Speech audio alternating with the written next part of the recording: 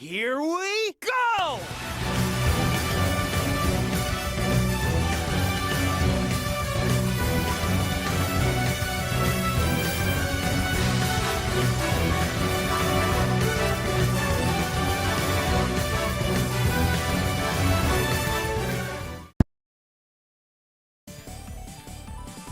Hey y'all, what is up? This is GamerBlake90, here to present you all with a showcase video for a Sonic Mania Plus mod. In this video, we're actually going to be revisiting a mod that I previously showcased last year at the request of its maker, and that is the Tidal Tempest stage mod for Sonic Mania, which is mapped over the Hydro City level, as you may have noticed, because it being a water level, where else would you map it exactly? Also, what's up, Ray and Mighty? Nice to see y'all chilling there.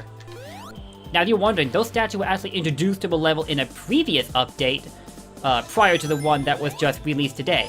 And yes, that is the reason I'm showing off this mod again, because it was just updated today. In exactly what way, you may ask?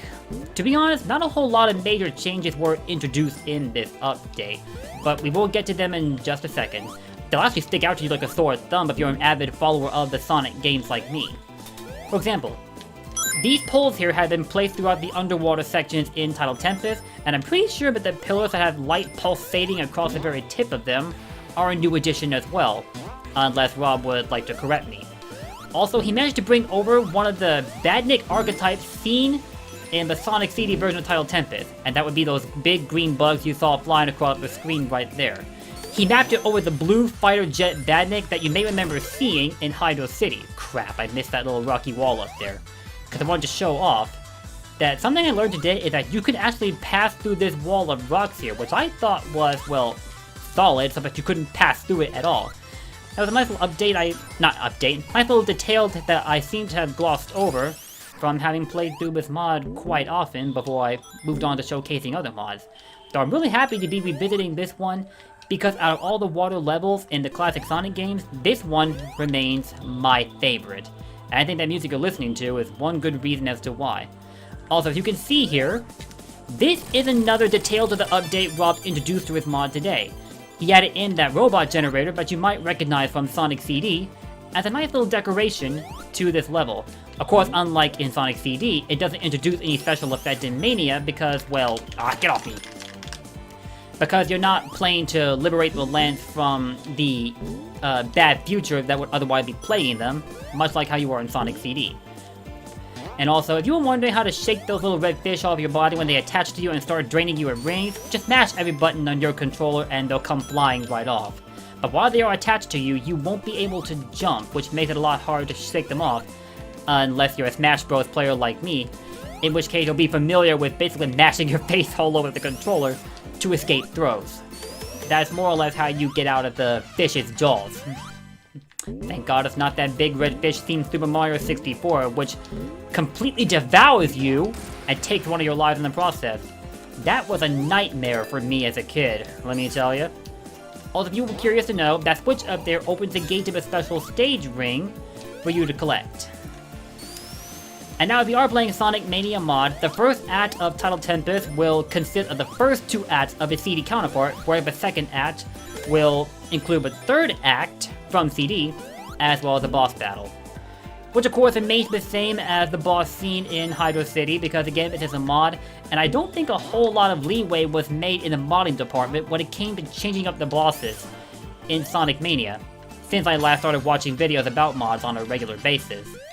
Of course, when you're modding a Sonic game, it's a lot harder to change up a boss as opposed to just simply designing from the ground up in a Sonic fan game, which is part of why Sonic mods are completely classed in a different category as opposed to Sonic fan games. Because with fan games, you start fresh with new assets to build bosses from the ground up, whereas with mods, you're forced to really learn the ins and outs of coding so as to make some possible progress with editing up the bosses. Now, it's been done before on a couple of occasions that I've noted before, but even then I think it still remained largely unexplored, as most have just focused on changing up how the levels look, and adding in some new tweaks for the character models and their abilities. But yeah, these are definitely a new addition to the environmental elements in Tidal Tempest, and I actually really like them. Not a whole lot was introduced in this update as I mentioned earlier, but the few things I did notice definitely stuck out to me, and I absolutely love the attention to detail that Rob's been committing to his mod. In fact, he's always gone extremely all in on his mods for as long as I've been following them.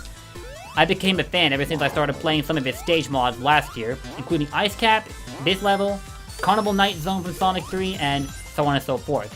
Matter of fact, I think he actually updated his Ice Cap Zone mod again, like not long ago. Actually, maybe quite a while ago, because the last update was 11 months ago, and that was after I had posted videos about both ads of his Ice Cap Zone mod.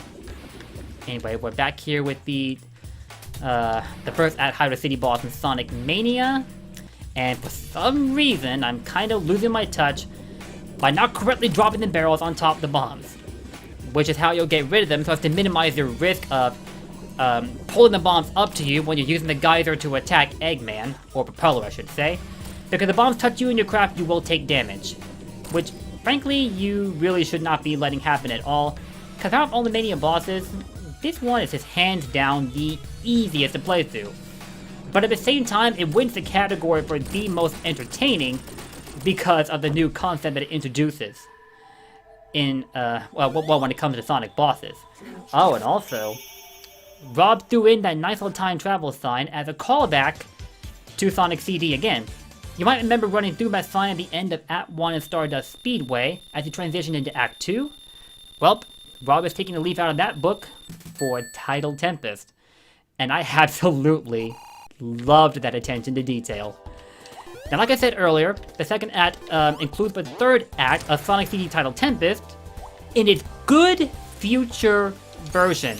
Look at this. Absolutely amazing. I only wish I commentated my previous showcase for Tidal Tempest last year so I could have had you guys listen to me gush about how much I loved how this mod looked aesthetically. Because good god. Can you really tell me that something about the color combination of sky blue and pink just doesn't give you such a chill vibe? If you somehow can, then I have to wonder what's wrong with you.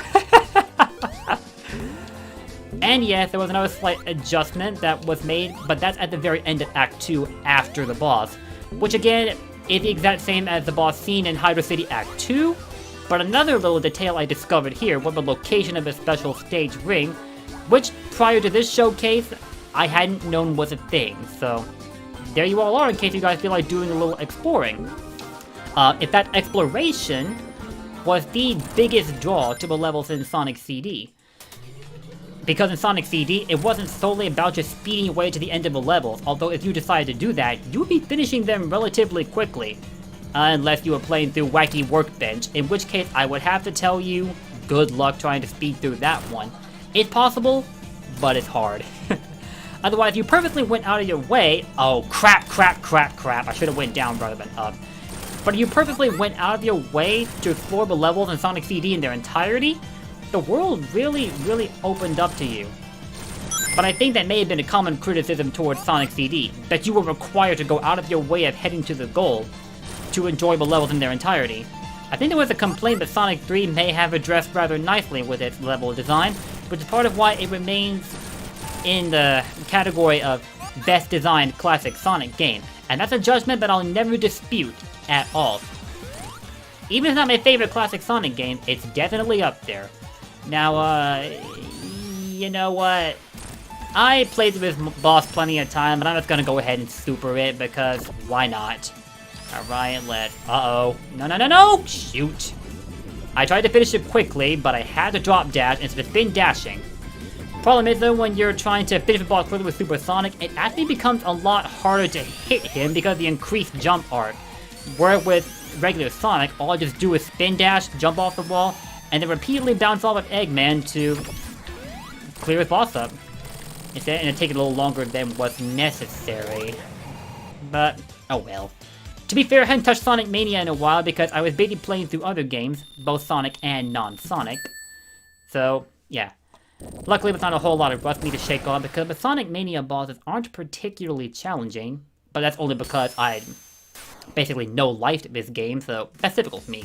Also, Rob Morrison added in a nice little tweak to the ending sequence for Tidal Tempest Act 2 by adding in that grounded object, which you run over it will cause a hand to rise up out of the ground and give you a speed boost as you're running along.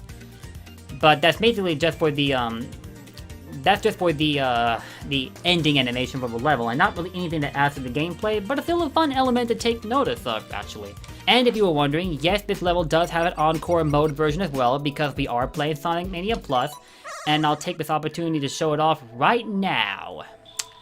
As you can see, this does use a color palette that's very similar to the one used for Tidal Tempest and Sonic CD, in that it resembles its pastime version, as opposed to the present day version.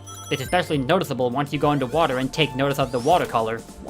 But the background is of course the same as that used in the present day Tidal Tempest, so not really a difference there, but still a very fun thing to play through if you feel like challenging yourself, as Encore mode is considered to be Sonic Mania's take on a hard mode version of the game. You feel like you're skilled with Sonic Mania? Well then play through Encore mode, so you can really be put to the test. Also, that little sound effect would be that of my ally drowning underwater. And again, it's an element borrowed from Sonic CD, but that's not an element of this mod. It's an element of the base product, which added in the Encore mode DLC. And that reddish sky in the background definitely looks ominous. A nice touch-up to the challenging incarnation of Tidal Tempest. So I definitely... I don't know how I managed to lose my bubble shield there. Maybe I jumped too late. But yeah, I encourage you all to try this mod out and see for yourself just how much you like it. I'll leave a link to it in the Game Banana page, as I said earlier, so that you can experience this update for yourself. And other than that, that will do it for this Mania Mod Showcase video. Again, this mod is by Rob Morrison, and as always, I've definitely enjoyed his work and would be eager to experience more of his stage mods, whether they're previous ones he's just been updating recently, or they're newer projects altogether. I'm a huge fan of his work, and I can't wait to see more from him. As for you guys, thank you so much for watching this video. If you enjoyed what you saw here, make sure to leave your likes and comments before you take your leave. And if you want to stay up to date on my Sonic content, the subscribe and bell buttons are there for you to press, so that you'll be alerted whenever a new video goes up. Just don't forget to click all notifications after you ring that bell, so that you can make sure you're notified. And on that note, that will do it for me. Thank you all for watching, and I will see you all in my next video. Take care, later.